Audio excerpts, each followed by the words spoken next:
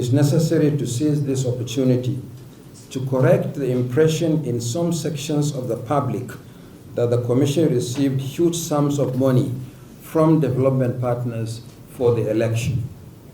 On the contrary, and for the avoidance of doubt, the Commission did not receive any direct funding or cash support from international development partners.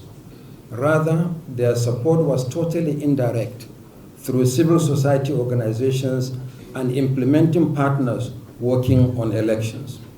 Indeed, it has been a long-standing policy of the present Commission not to receive direct funding and cash transfers from sources other than the federal government of Nigeria.